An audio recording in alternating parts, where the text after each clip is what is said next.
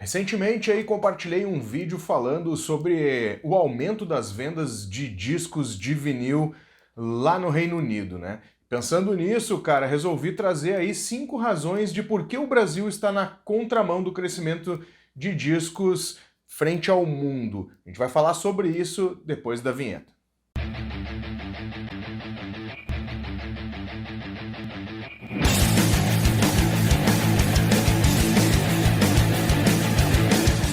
Fala Disconnectors, tudo numa boa? Marcelo Scherer na área, espero que esteja tudo bem com vocês. Se vocês acompanham o canal aqui, recentemente viram que eu compartilhei um vídeo falando sobre o crescimento, né, o aumento da produção e do consumo do disco de vinil lá no Reino Unido, né? Isso não é novidade para quem já acompanha aqui o canal, porque normalmente no final do ano ou no meio de cada ano aí, a gente sempre traz os dados referentes aí ao mercado não só o mercado europeu, mas também aí o mercado norte-americano, que é onde a gente tem alguma base de dados confiáveis, né? Visto que aqui no Brasil a gente não tem esta relação.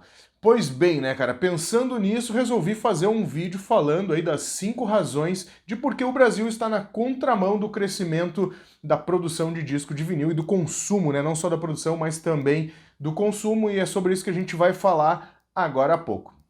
Antes da gente iniciar neste assunto, quero te convidar a passar lá na plataforma desconecta.com.br, a plataforma que conecta a comunidade de colecionadores de discos. Se você tem alguns discos parados em casa, herdou eles, ou mesmo não está ouvindo, cara, faça a felicidade dos outros, cadastre a sua loja por lá e também cadastre esses produtos para colocá-los à venda. Agora, se você é colecionador e quer adquirir alguns discos, não deixe de passar por lá, já estamos com milhares de títulos. Além disso, a gente vende também acessórios, aí, camisetas, roupas, tudo relacionado ao universo da música.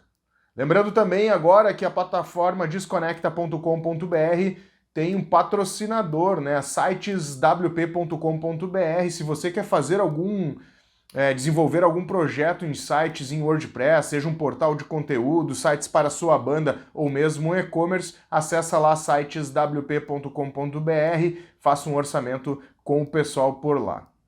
Dando continuidade ao assunto, vamos então para a primeira razão de por que o Brasil anda na contramão da produção e do consumo mundial. Razão número 1, desestruturação de toda a cadeia de produção de discos. Isso vale não só para o vinil, né, apesar da retomada aí que a gente vem percebendo nos últimos anos, com duas empresas já grandes, 2 fábricas de vinil aqui no Brasil e sendo criada uma terceira aí, mas a gente percebe que não só a produção do disco, né, a fabricação do disco, mas toda a cadeia que envolve né, a indústria da música, né, cara? A gente percebe aí, né, as gravadoras saindo do Brasil, a gente percebe, e as que ficaram aí não lançando produtos nacionais, a falta aí de distribuição principalmente, né? O Brasil é um país bem grande, então é bem complicado fazer essa distribuição. E, enfim, né, cara, a cadeia como um todo ela foi desmantelada aí nos últimos anos, nos últimos 20 anos, com a chegada do digital e depois aí com a chegada dos streamings, que também faz parte do mercado digital, e a gente tem encontrado dificuldade, né, nós colecionadores temos encontrado dificuldade de encontrar vários itens aí, principalmente de artistas internacionais. Razão número 2, né, o aumento de consumo. O que eu quero dizer com o aumento de consumo, Disconnectors? As pessoas estão buscando mais o colecionismo, né? A gente está, nesse sentido, a gente está no mesmo lado que o resto do mundo, porém a gente não encontra mais os produtos, ou quando encontra tem que importá-los, né? Então esse aumento do consumo interno aqui no Brasil dificulta para o colecionador, principalmente aí o colecionador de longa data que estava acostumado com outros preços, digamos assim, o que acarreta, né, num aumento de consumo, acarreta também num aumento de preço, visto que a gente não tem uma produção equivalente que vá abastecer este mercado. Então nós como colecionadores ficamos aí de mãos atadas e muitas vezes tendo que pagar um valor absurdo por determinados itens, né? Assim, discos importados, visto que a gente não tem a fabricação nacional, que vai ao encontro do ponto número 1. A gente começa a comprar discos usados e sempre por um preço mais alto, também devido à não fabricação desses mesmos discos, uma reedição.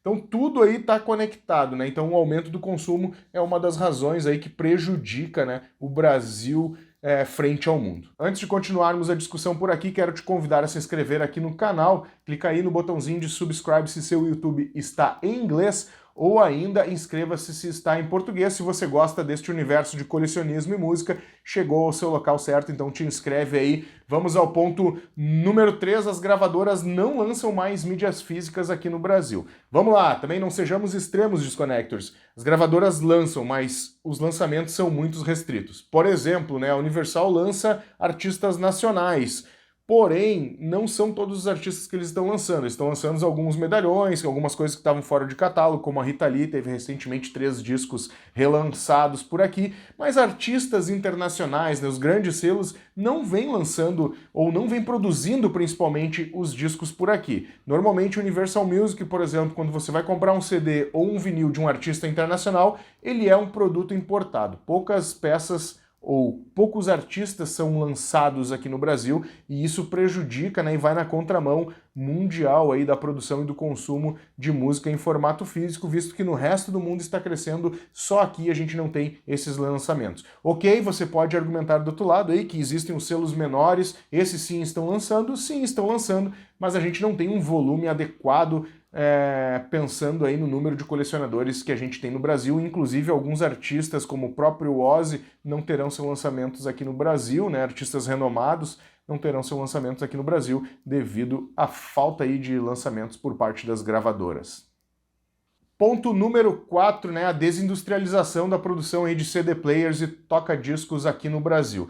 Toca-disco já está certo, né, cara? Eu gosto muito da frase que o Wes, né, do canal Wes Wax lá, gosta de comentar, né, que o Brasil aí é a Cuba dos toca-discos, né? Você vai para Cuba e só vê carro antigo. Aqui no Brasil, o que a gente mais vê é toca-disco antigo sendo recauchutado, reutilizado. São toca-discos ruins? Não, não são, tanto aí que tem 40 anos, alguns têm 50 anos e estão tocando perfeitamente. A questão é que, em termos de indústria, a gente não tem mais a produção de toca-discos sendo feitas aqui no Brasil, e quando tem, são essas maletinhas que, convenhamos, não ajuda muito, né?